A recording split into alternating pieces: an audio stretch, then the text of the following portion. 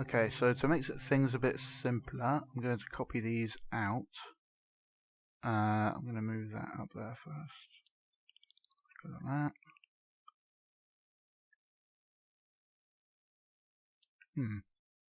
Oh, it's because it's in real-time mode now. Let's click on that to get it back to using the bars, and now it will snap to bars and beats and stuff. And I'll copy these out, because these are effectively it starts here and the riff ends here kind of thing, because of reasons.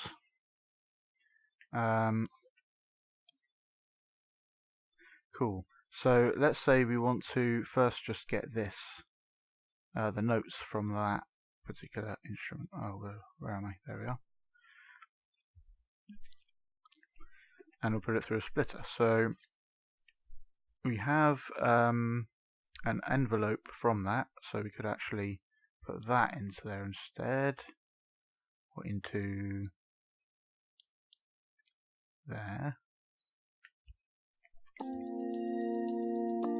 So now you can see it's only being affected by that thing, and you don't see it being affected by the second part of that riff because we haven't hooked that up to the wires. But actually we could do. So say you want, this will work if they're not all playing at once, otherwise it will get a bit messy. So now that one's plugged in there, and you can see at the end, you can see a wire coming out of it to there. But we want all these added to it as well. So let's tweak those.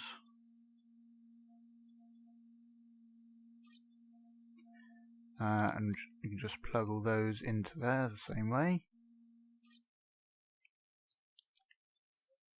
And there's no easy way of just grabbing all of them at once that I'm aware of.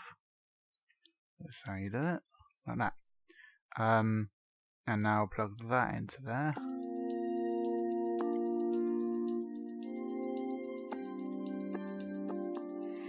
That plays, and then a second riff.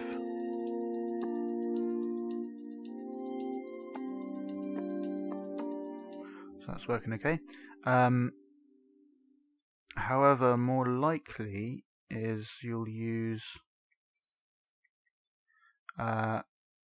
something like one of these other ones. You have is playing. If we just play time, you can see it turning on and off and stuff.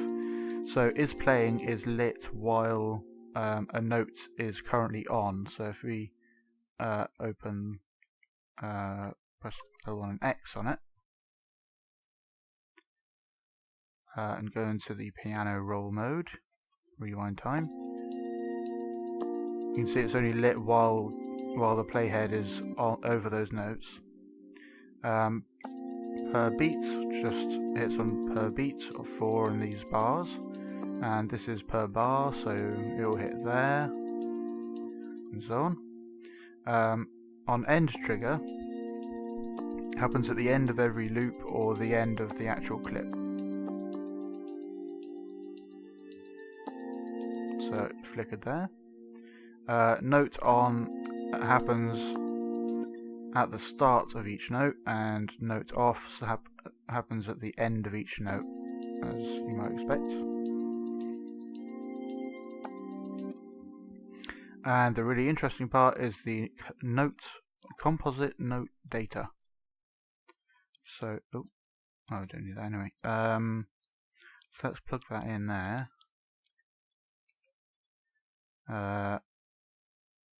And then we can just close that. And you can see it adds these nodes as well. So if you have like a complex setup for these visualizers, then you'll have like tons and tons of nodes coming out of this one timeline. And it can get huge and very messy. So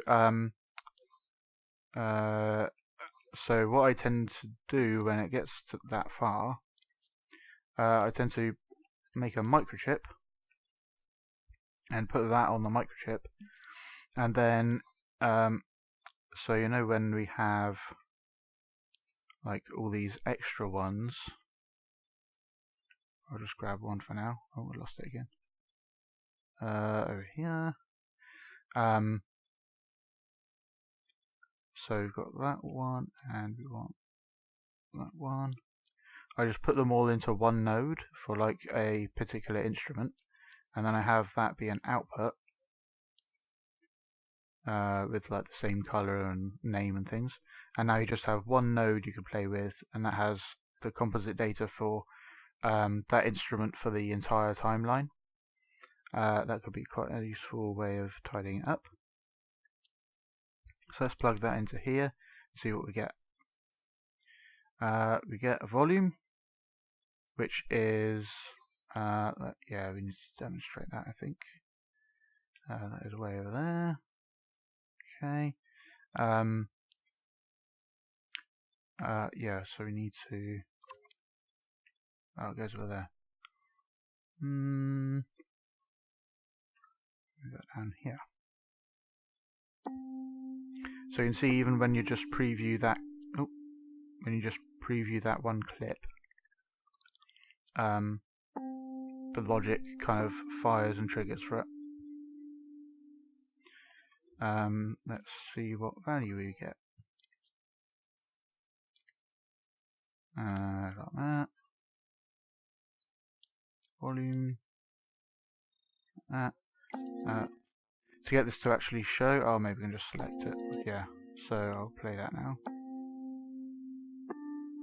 So it's just saying 1. What if we half power it with a value slider?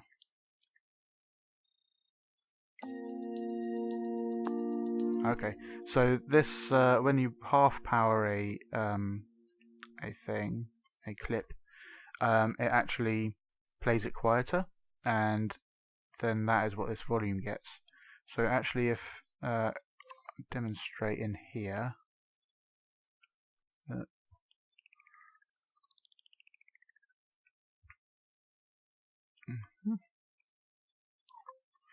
then drag this over here.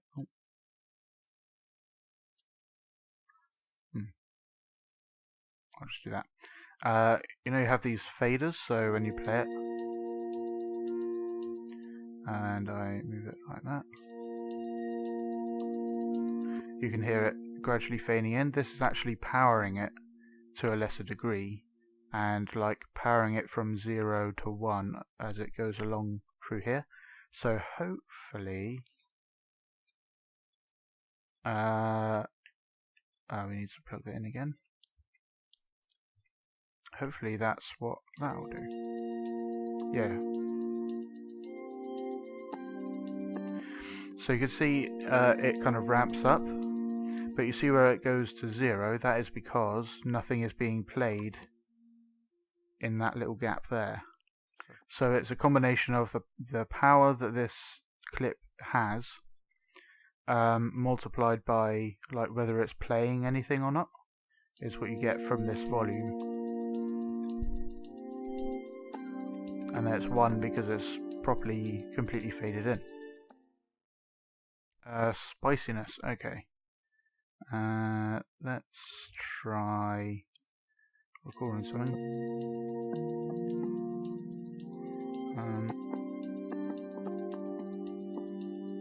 Actually, we need to.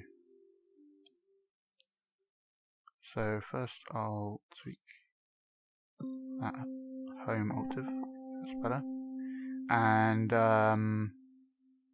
give it a spiciness, some spiciness stuff. So let's. Oh, wrong one. If you hold L2 and then move that, then as you move L2 while performing, it will move from the normal position to the L2 position. This is called spiciness. So as I'm holding L2 more, it's more spicy, and you can see that in this slider here. As I hold L2 more, it's more spicy, and it's applying that setting more. Let's take the grid off. So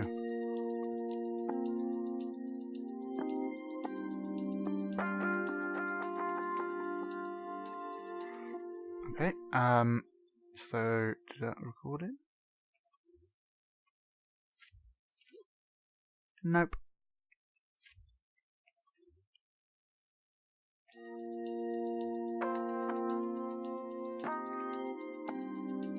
That's not recording. Oh, it is recording. There you go. Okay, so now we can just connect that to the spiciness instead. And you can see it's following the arc of that distortion because it's using the spiciness setting.